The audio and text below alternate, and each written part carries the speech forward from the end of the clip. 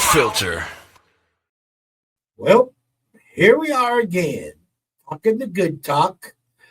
This is another one of our hot takes, and it's not hot take, it's high take. I thought he said hotcakes. I got excited. Yeah, Woo! I know. And when I say donuts, you also get excited. You say donuts. I feel like I'm a cop. Show me the donuts. Well, this show here, we're going to do a little different. This is part 2. We talked to you last time about commercials with the pills and all the side effects when you have to take the pills, and every commercial that here, take this, it'll cure your rash, but you might die. Yeah. This is a whole new take. This is part 2 commercials. And the other thing is that they've come up with all these other ailments. It's like, someone's hand shaking now. You go to shake someone's hand, you miss it. You go to pick up a glass, you miss it. It's like, when did that happen? Right. So those commercials, that was part 2. We did that on that. Hopefully you watched that. If you didn't, go back and watch it. It's a great one. Yeah. This one here, we're going to talk about commercials. It's not like when we were younger, Tim. Where's the beef? Yeah. Those commercials, the commercials that made you laugh. And but nowadays, funny and satire. Yeah. And we were hoping, but it's again, these people that are basically producers and Hollywood and all that kind of stuff. We talked about that in the movies.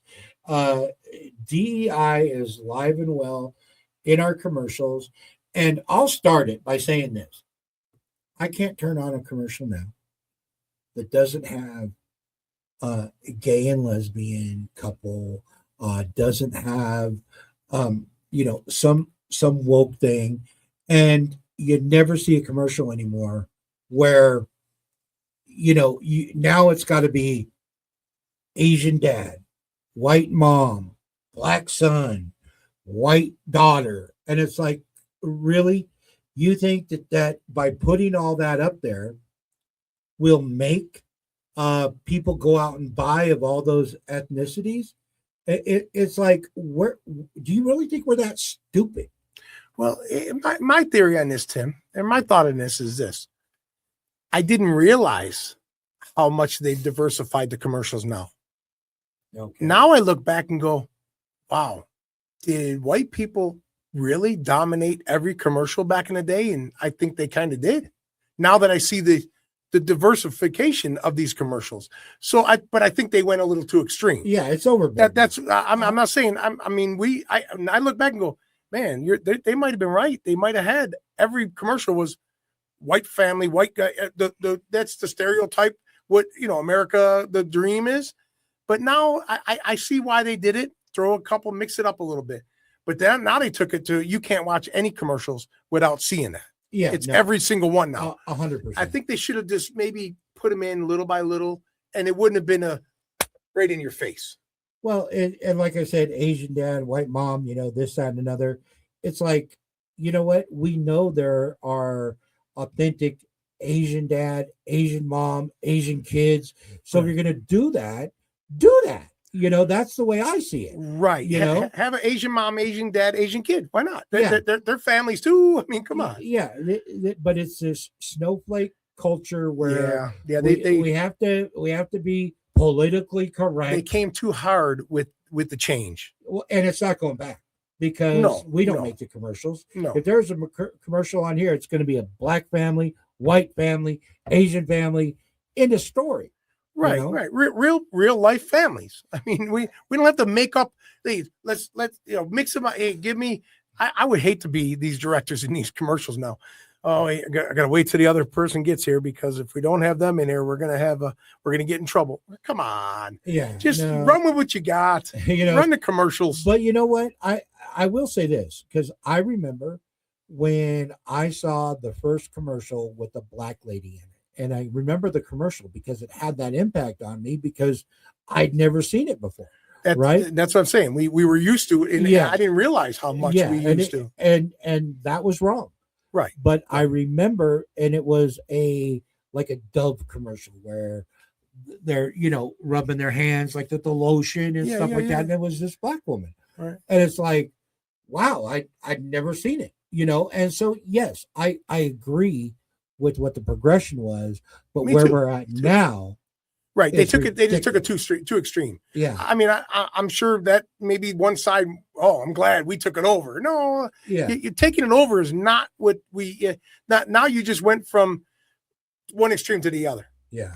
There's that middle. Let's meet in the middle, everybody. Let's meet in the middle. And I think, I might actually buy your product. Who knows? Right. And the other one now that gets pumped in, because I have Hulu Live.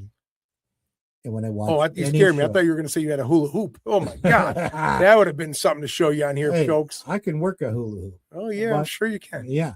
So anyways, is this freaking Ellen DeGeneres, face cream.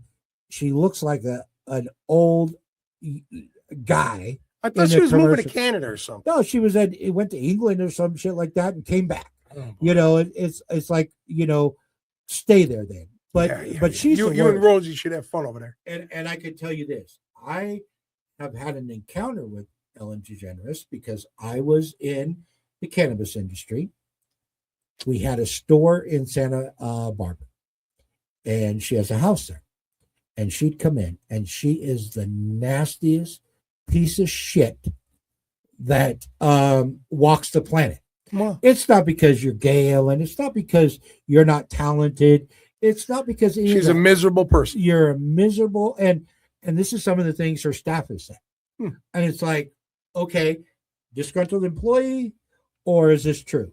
And have an interaction with her like that, it's like, I know people like that. And you know what? My mother taught me, if you don't have nothing good to say, don't say nothing else. So this is the first time you're going to hear me have a filter. But go ahead. I'm listening. Okay. All right. So, but now it's her aging cream. And I mean, and the skank that they've got in there going, see, I don't have bags anymore. It's like, lady, you're never going to get rid of those bags. I don't care what the cream is. It ain't working. It ain't going to work. Cream in the world. Yeah, not at all. But anyways, that's another commercial that runs over and over and over. So yeah, watch the commercials, guys, and you tell us what you think. If you notice what we've noticed, I mean, we're just calling it like it is. Yeah. We're not taking sides. We're not, being any one way or the other. We're just telling you I think my opinion, and we're entitled to our opinions. Yeah. We're entitled to the buffet line too, so don't get in our way. Exactly. Stay there as long as we want. Yeah. For that 4-hour shit, you got to go. That doesn't apply to us. Yeah. So yeah, you let us know if you see what we're seeing on these commercials. Yeah. And then prove me wrong from my take, because I don't think you can. All right. Fat Farm, light it up. Fat Family, goodbye. 1, 2, 3. 2 fat guys in a microphone. 2 fat guys in a microphone. 2 fat guys in a microphone. Big talk, no filter.